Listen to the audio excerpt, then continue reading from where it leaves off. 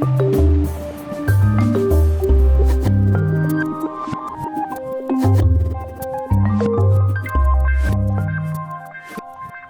name is Samuel Ingram.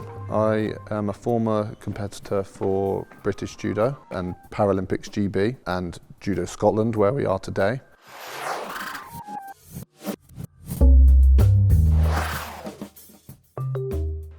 I formerly competed under the 90 kilogram category in Paralympic Judo, and in my later years after Rio I went to the under 100 kilo. I've had some success with a bronze in Beijing and a silver in London. I secured a 5th place in Rio and multiple European and world medals in between.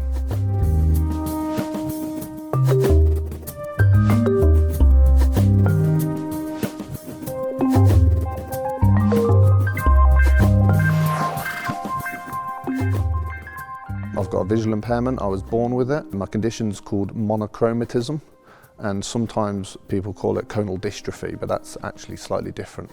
My eyesight is impaired in the way in which sunlight and bright light sort of affects my eyes quite a lot, a little bit like an overexposed camera. I don't see any colour, and the sort of centre of my eyes isn't as focused as other people's, so obviously I have problems focusing and such like, so I use a lot of zoom on computers, and obviously can't drive, and I find it difficult to sort of read signs and stuff like that. In my era there used to be 3 categories: B1, B2 and B3. B1 was severely and what we class as blind in common terms. B2 was less so, and B3 was less so again.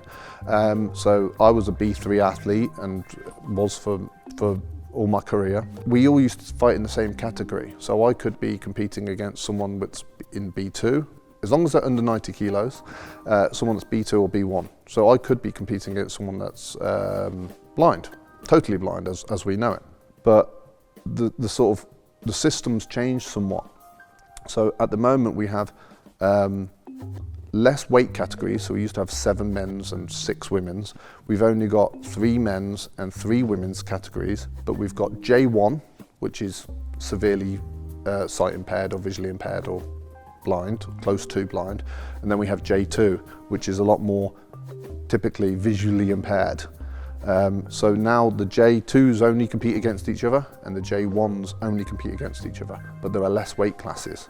So you may have people that are very light competing in a weight category under 60 kilos competing in the under 73 kilo category.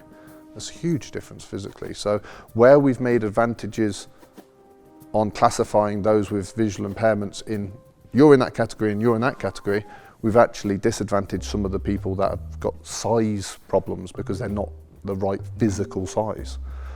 So there is always a price to pay.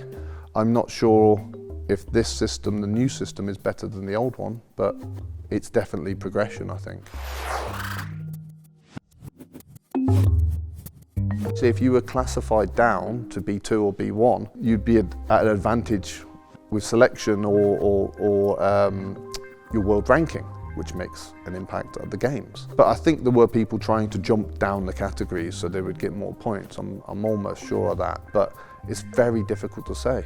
We had people that were classed as B1, which is severely sight impaired, blind, and there were complaints made by other countries saying these people clearly may well be visually impaired, but they're definitely not B1.